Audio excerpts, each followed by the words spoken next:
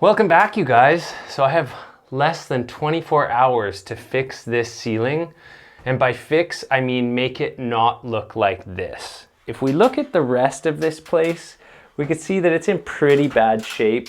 There's going to be some people moving into this place basically tomorrow afternoon, and it needs to look like the ceiling's not gonna fall down on them.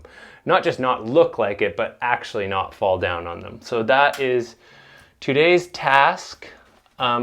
Yeah, the best thing to do would be to rip all this out and throw some chunks of board in like I've done in other videos. But today we're not gonna do the best thing because I wanna get this done in one day, and I'm not doing demo and I'm not going and buying drywall. I have today plaster washers. That's what we're gonna be using today. We are going to try to pull as much of this up with plaster washers as we can and then reinforce it with some 3-foot fiber fuse and put a coat or two over top of that until it looks relatively flat and smooth. So that's the goal. Yeah, may as well get started. So the first thing I gotta do is try and find the rafters here so that I can screw the plaster washers into the rafter. And if you're wondering what a plaster washer is, it's like this little perforated stainless steel disc that you install with a drywall screw into the wood framing, preferably not the lath, because we want to actually pull it up. So that's what we're going to try and do. Let's see if under this crack there is framing.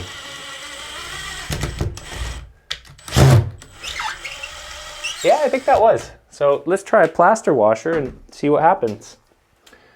Okay. Hey, that's doing something.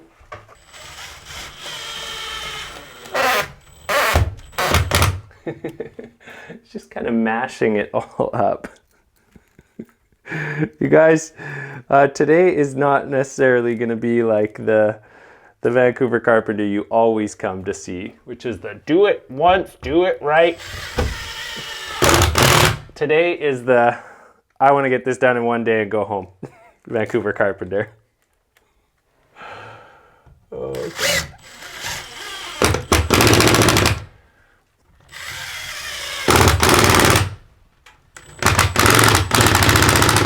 Yeah, I don't think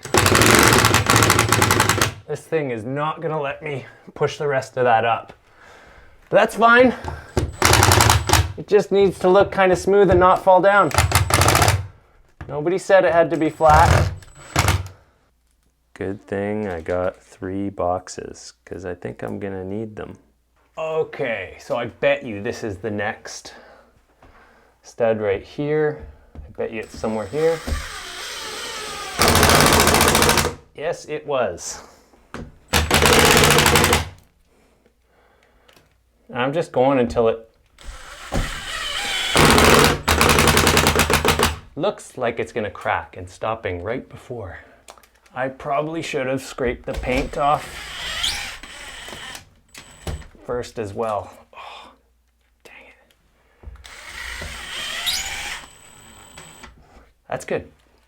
No more. This is funny to me.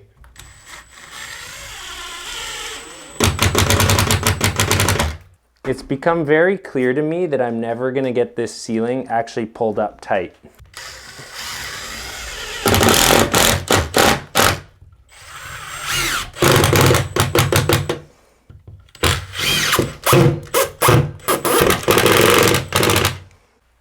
All right, let's just do a few more here.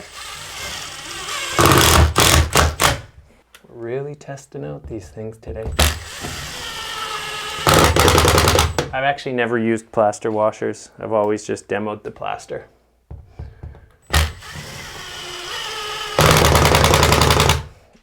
All right, let's do what I should have done at the start, which is scrape all this loose stuff off. Would have been easier before I put the plaster washers in. I don't even need it all off. I just want the worst of it off.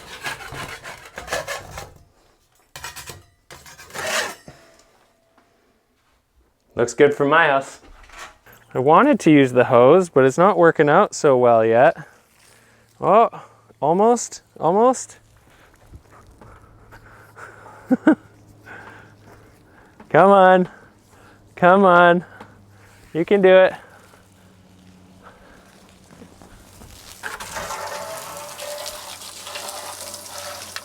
Check out the beautiful steps. Maybe you guys can see why I'm not concerned with doing, you know, the AAA job here. But I did go to the lengths of protecting the beautiful old blue carpet.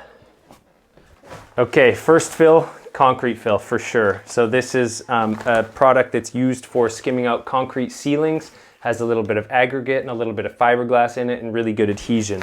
I use it all the time. It's the best product locally available to me for filling gaps in plaster and for big build outs. So we need to do a fair bit. Hopefully that's not too much water. And even though it has good adhesion, with what I'm going over top of, a little extra glue isn't gonna hurt. This is just watered down carpenter's glue. It's weld bond, but that's a PVA glue, which is actually the same kind of glue that they use in drywall mud. So it's compatible. This stuff feels like it could kick off too fast. I'm gonna keep it a little wet. It was sitting in my shed all winter.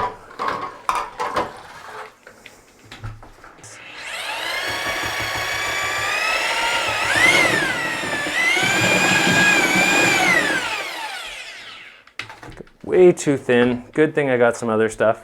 Do I dare mix some 20-minute into this? I'm gonna do it.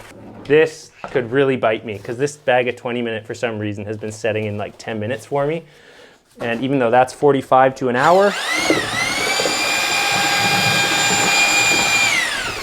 it's going to react to the fastest set time now. So I'm gonna have to hustle. But I don't have a lot to skim, so why not?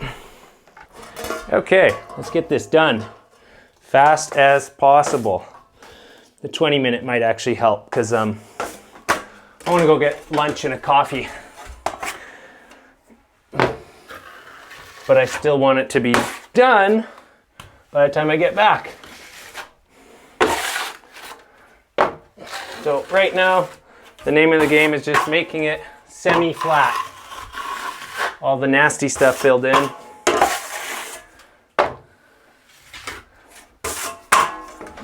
And burying those big ugly plaster washers.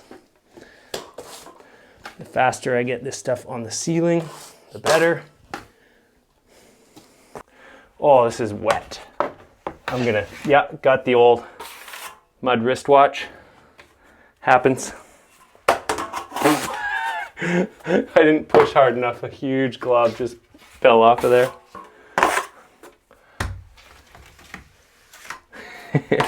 I'm enjoying this, you guys. You know, sometimes it's fun to not do such like meticulous work. Sometimes it can actually be a little bit fun to do a bit of a hack job once in a while. Because when you spend so much time, oh, that feels bad. When you spend so much time doing everything the right way, sometimes it can be fun to let go a little bit and do it different. I don't know if any of you guys know what I'm talking about.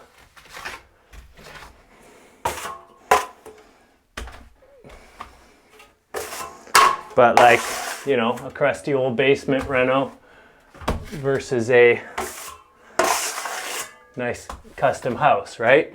It's like, it can be refreshing to just do some work that you don't have to always be on your A game.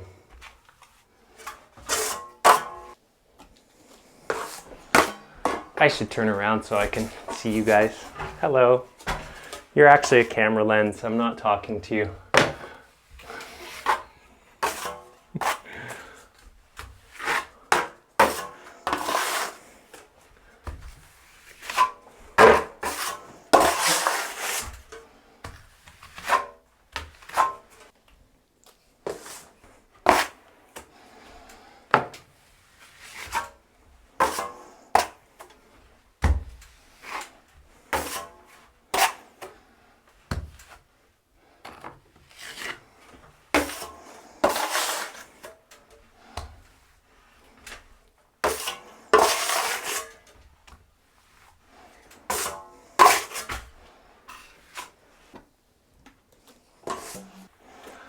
More here.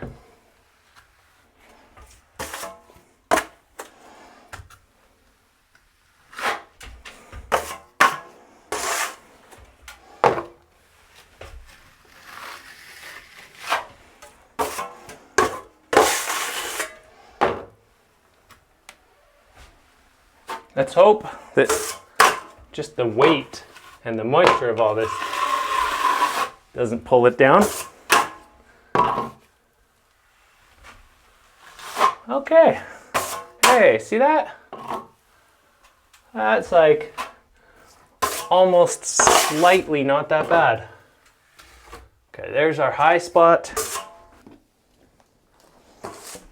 So we got to build out everything around that.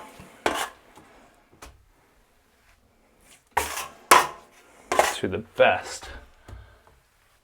best of my ability, or the royal we's ability, as they say. I said that in a video. I was like, what am I talking about, the best of our ability? And they're like, oh, you mean the royal we? I'm like, oh, okay, thanks.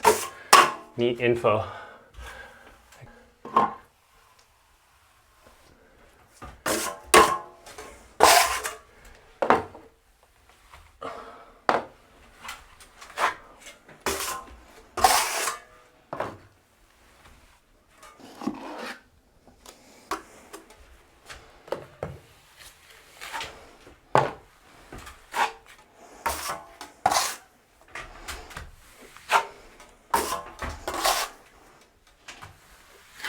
That's good enough. Okay, couple of light passes here. Yeah.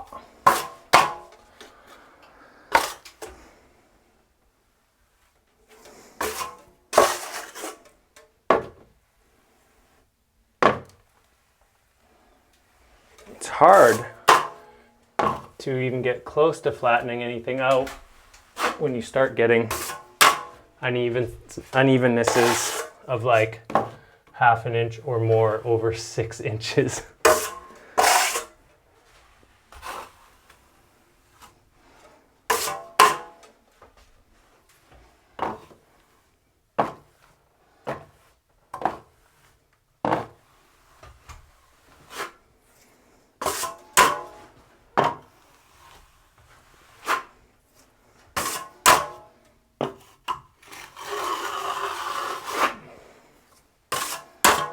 Okay.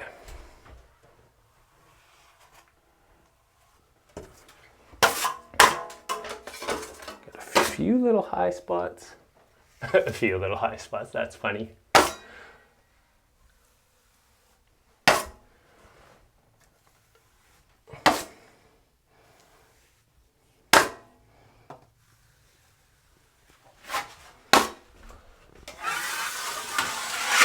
Feather that edge. Okay, that's as good as we can make this for now. So let's make some of the other things in this room slightly less bad. Gonna leave most of these cracks. Wasn't called here to fix that. Not what somebody is paying for. But that doesn't look nice, so why don't we do something about that?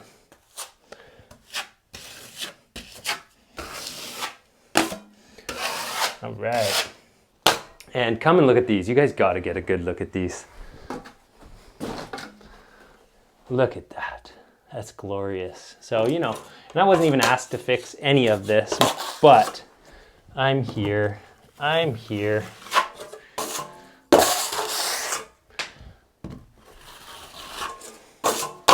As long as there is mud left to put on the hawk, I will put it on the wall.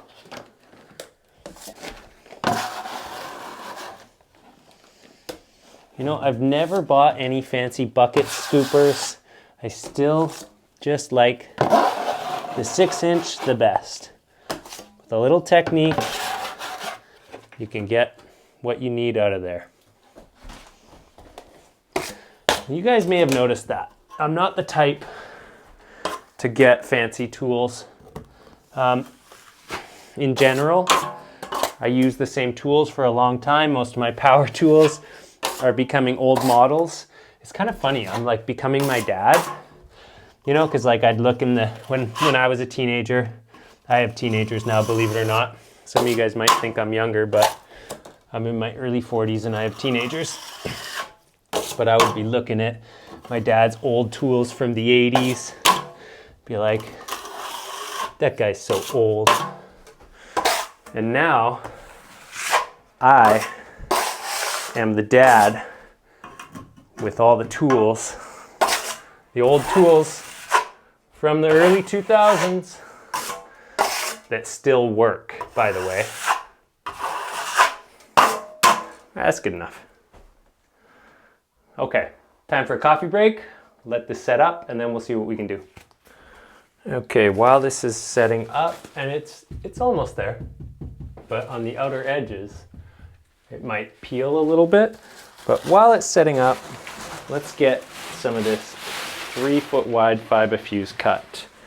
So I think what I'm going to do is not do like a full length piece. I'm not sure. Maybe. We'll do it in two full length pieces. How long are we looking? Right about there. That should be good.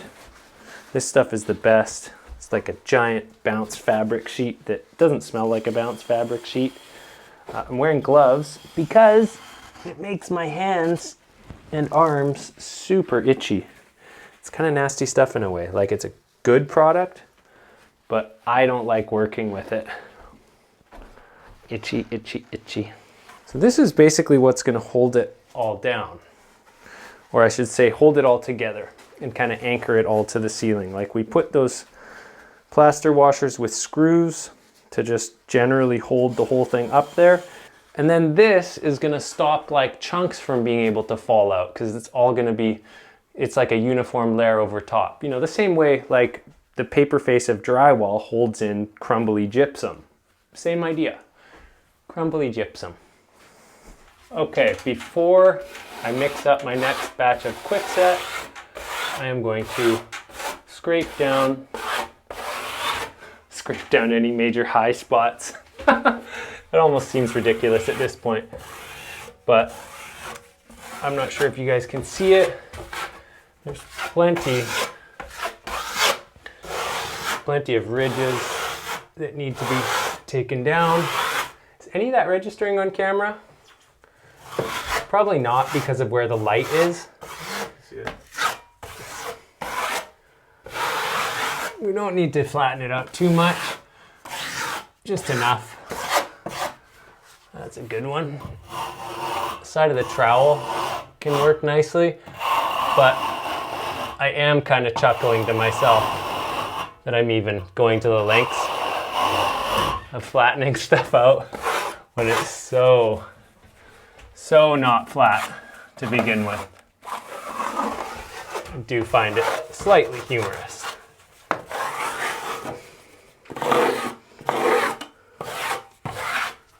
But hey, it'll help the fiber fuse install go a little easier.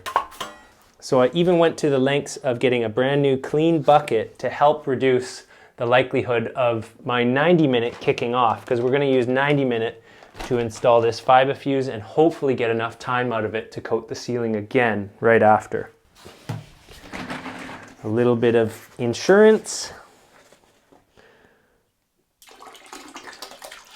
You'd be amazed how much of a difference this makes. So I have it thinned down in this container, which makes it mix in quickly and easily.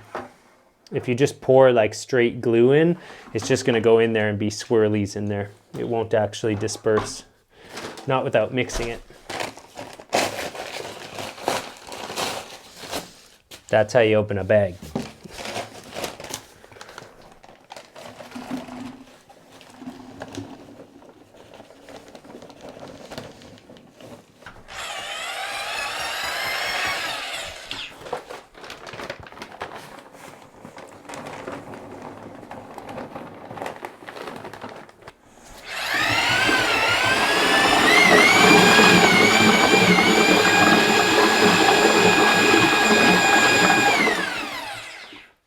So I am going to keep this quite thin.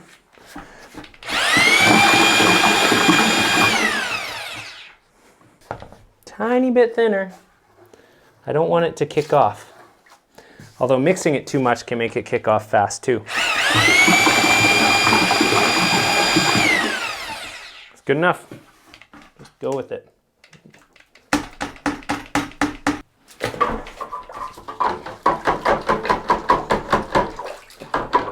I'm just realizing what a small space this is for the filmer to work in. All right, hopefully it doesn't kick off too fast, because one of the risks of applying quickset over quickset and hoping that you have some what I would call open time is that it kicks off really fast. I've never actually done this with quickset. I've only done this with air drying muds, so this might be a learning moment for all of us if it goes wrong. We will see how multiple layers of quickset and rolling and fiber fuse works out, won't we? And also extremely uneven surfaces. Let's not forget that.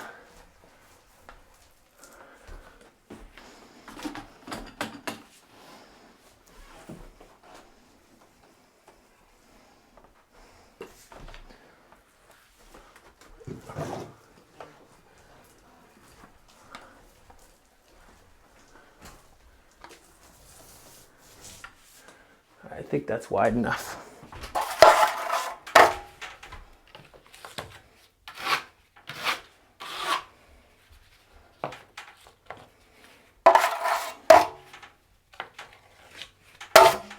Okay, let's see. Did I go wide enough?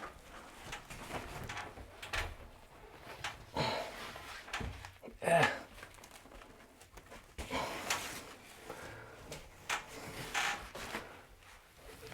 This is challenging. I'm just going to go with where it is.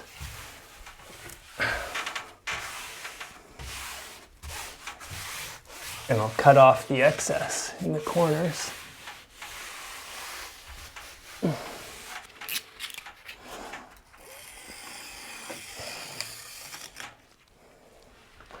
This doesn't need to be this long. That goes to right about there. Okay, let's flatten this out real quick. Let's see what it's doing. All right, as far as I can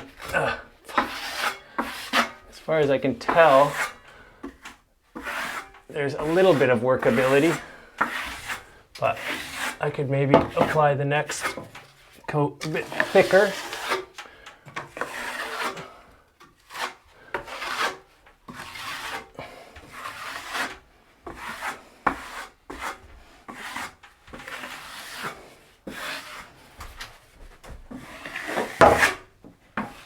It's working though.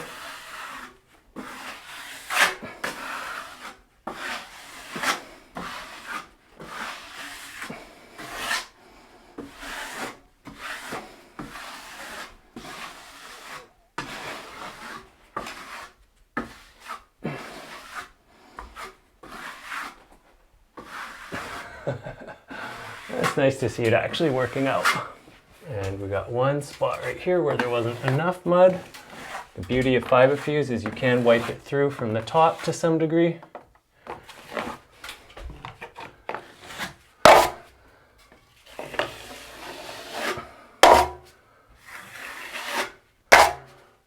Alright, I'm gonna go with that. And it doesn't appear to be kicking off, so let's get that next one on. Too sweet. It's still looking good in here. Beautiful. And we'll overlap it a little bit.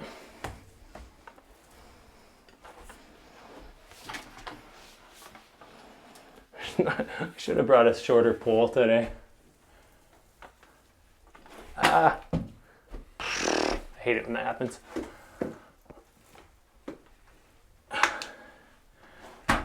Oh my God, I can't even get this in here with the bench in here too. It's Small spaces make for mess.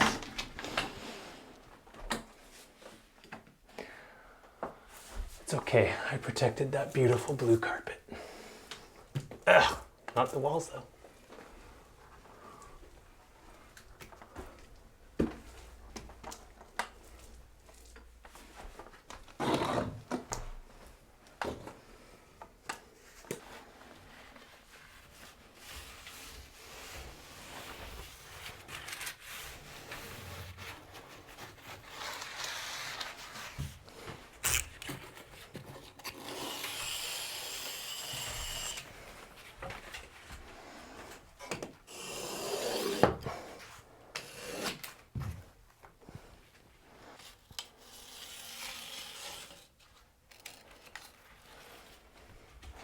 Okay, so far so good. The good news is that we are getting this done. The bad news is that I used 90-minute mud, so my filmer, Adriano, and I, we're gonna be sitting outside having a chat for the next 45 minutes, which, I mean, I'm in good company, but I'm sure we'd both rather go home.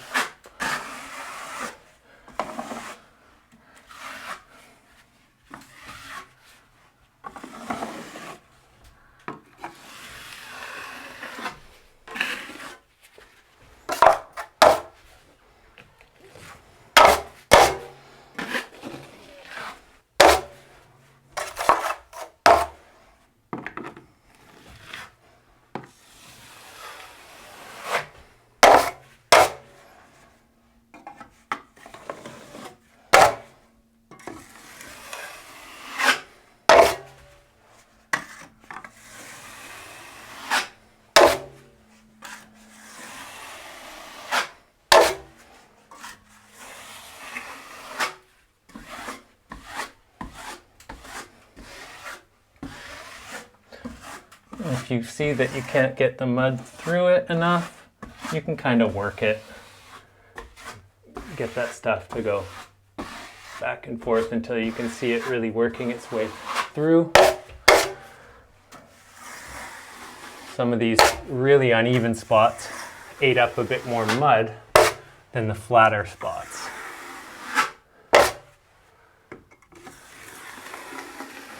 All right. Now we can coat it. Lots of mud to spare. And it's at a pretty workable consistency, so we are good. Now we're going to put a light coat over top of this whole thing so that we can start. I mean, this is just one more chance to flatten it out.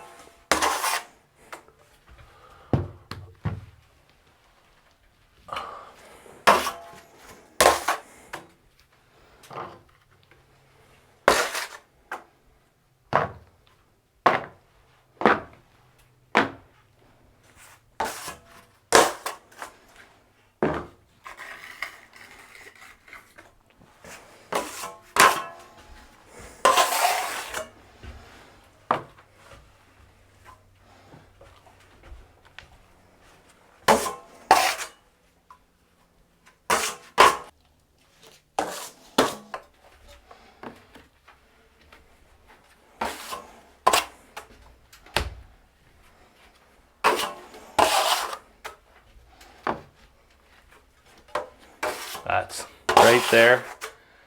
That's the really hollow spot. I mean, part of me is like, maybe I don't need to try and flatten it out, because the more I flatten it out, the more mud I'm putting on top, which means the heavier it is. Fortunately, this isn't a bedroom, so it's not like gonna fall on somebody's head in their sleep. This is like, the size of this room is an office. But it is Vancouver. I mean, I could definitely see somebody renting this as a bedroom. I don't know if you guys know what it's like trying to find a place to live in Vancouver and what they charge. I bet you there's people that would try and charge $1,000 for this little space. especially now that it's got such a nice half ceiling on it.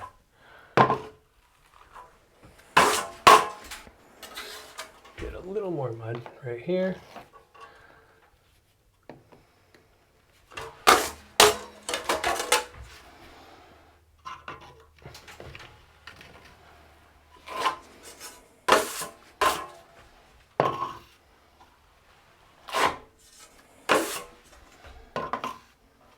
You're going to be able to feel the humidity in this room for days.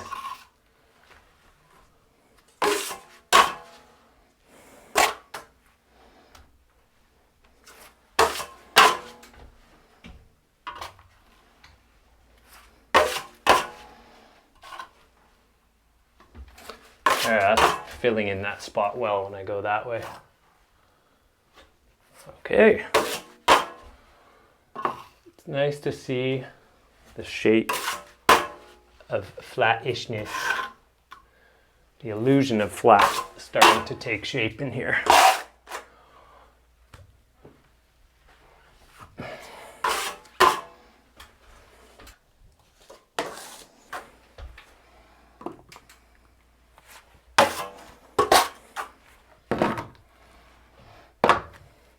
I would say, in all honesty, this is the most ridiculous mud job I've ever done, like for sure.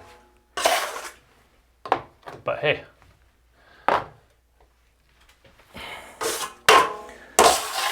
I am delivering what is asked.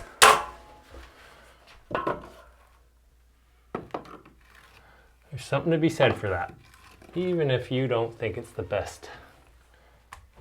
When you can deliver what needs to be done and put your own ego aside, it's a good skill to have.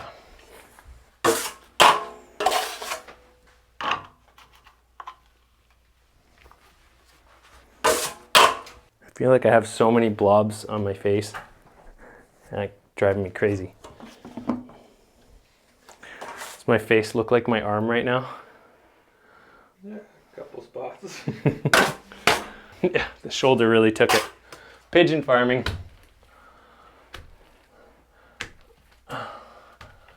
Seagull farm.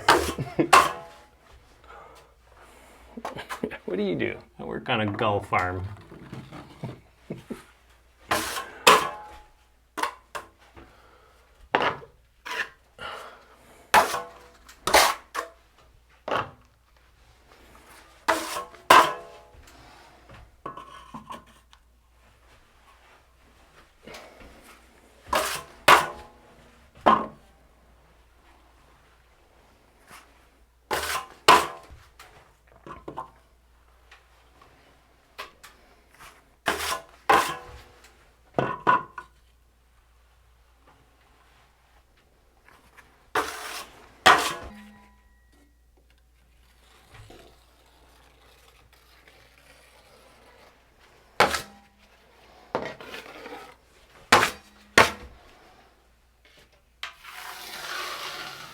Feather those edges.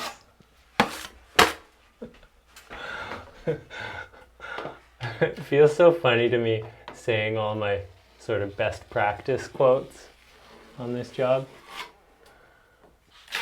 The whole thing is just humorous to me.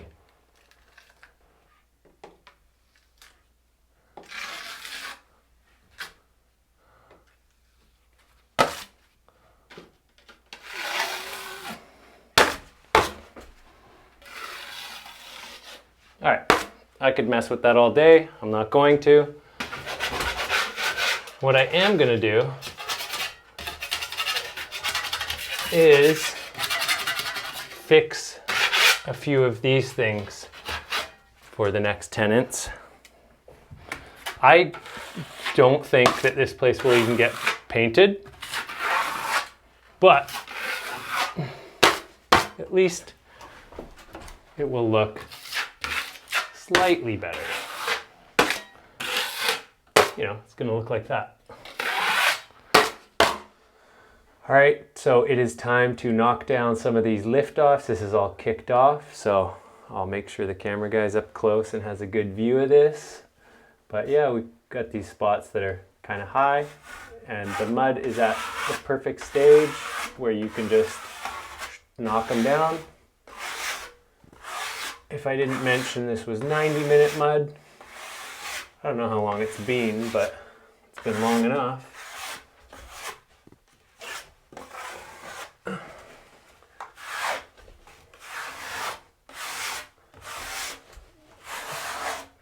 In fact, I almost waited too long because it can be easier to knock these down if you get them at the exact magic moment. The magic moment is when it's just starting to kick off. And you can use the stuff on your knife to fill things if you need to. Like you can flatten some stuff out. So a little low spot like right there, you can just fill it in.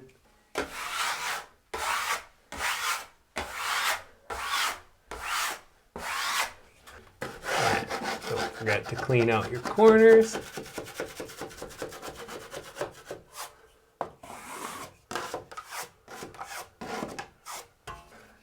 This is similar to plastering, but plastering is a much more refined process than this. Almost there, almost ready for a final coat. Okay, you guys don't need to see every last bit of this. We'll start filming again when I'm ready to put my final coat on. Okay, so one last coat of all-purpose, but before we do, I mean, it's not that bad. We definitely still have, some humps, right? But for 6 inches, at least, it's pretty flat. So we can see that the ceiling has a huge dive. But overall, it's actually quite flat. It definitely gives the appearance of it, so that's good. And I'm just gonna skim this tight because this job, like I said, basically people are moving in tomorrow, and I'm not even gonna come back and sand it because for one, it won't be dry. And if you saw what this room looked like before, just is what it is. The place is getting rented. So we're just gonna do a quick skim, tight skim to make it look prettier.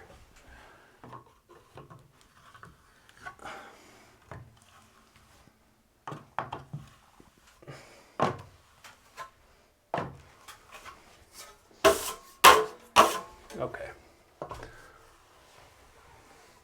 Whoa.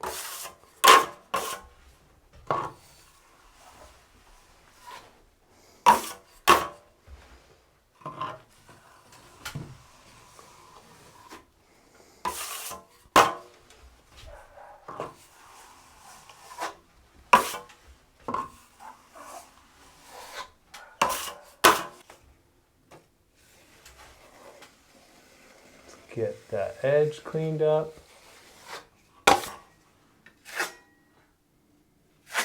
Because this is our finished product, we can't leave too much crusties. And I'll try and squeak a little bit in there. That looks better. Okay, this is coming together. I probably won't even need more than this hock full of mud if I make it last.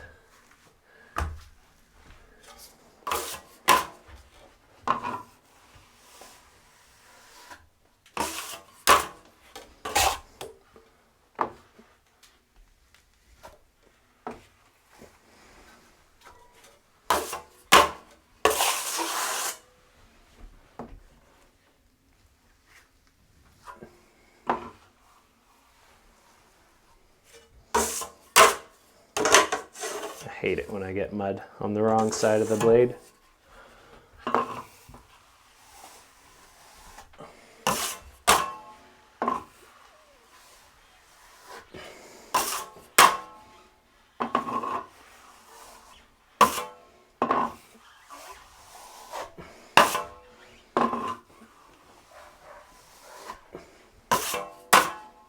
And we've got a line right here. We're just going to use a 6-inch knife to just kind of gently flatten that out. There we go.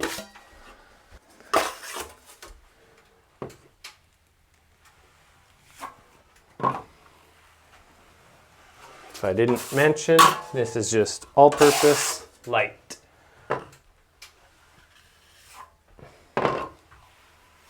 Oh, maybe I do need to grab a little more.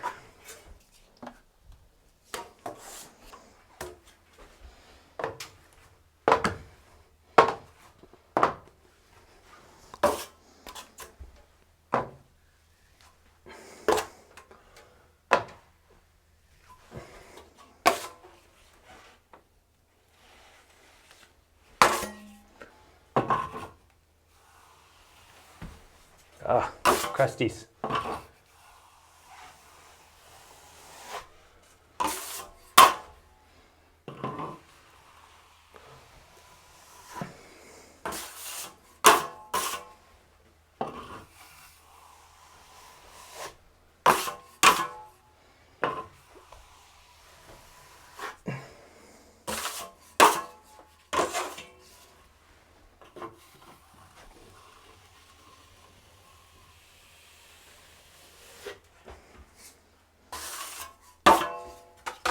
Okay, at this point, it's going to be easier to tune it up with the smaller blade to try and get rid of those. You can see our very highest point. We could still see the screw right there from that one plaster washer. Okay. I'll get in as close as I can. That annoying bracket's there.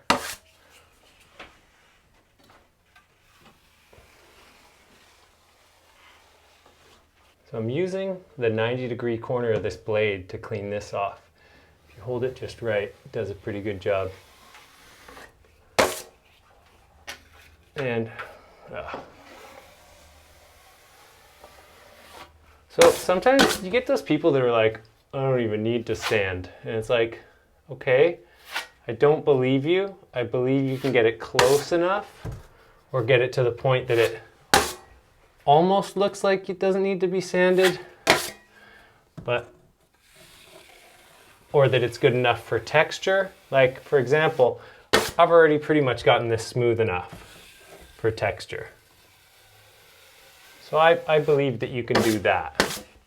But I don't really believe it that anyone can get drywall mud, not plaster. Plaster you can get smooth enough. But I don't believe it when anyone says that they can do such good drywall work that they actually don't have to sand. When put up to critical lighting, I guarantee you, your work would need to be sanded. And let's look at this. Let's look at this under critical lighting, just to give you an example, because it looks really smooth. It's really smooth. I don't know if the camera can even pick up those tiny little lift-offs, but like, it's so hard to get rid of everything. But as soon as you take away the critical lighting, now it looks like it doesn't need to be sanded.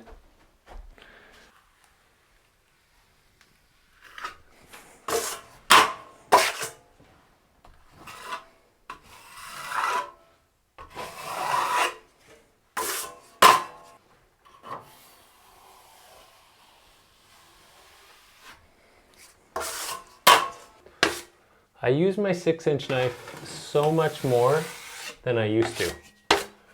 I used to only use my trowel to try and get rid of the little stuff, but over time I've realized that like I can actually get rid of the little things that I would normally get rid of sanding or try to get rid of with the knife. Pardon me, with the trowel. For some reason, just the shape of this knife and how you can use it makes it really good at smoothing out those annoying details. Whereas if you tried to use a trowel to get rid of some of those lines or lift-offs, you'd just make a new deeper one or take too much mud off.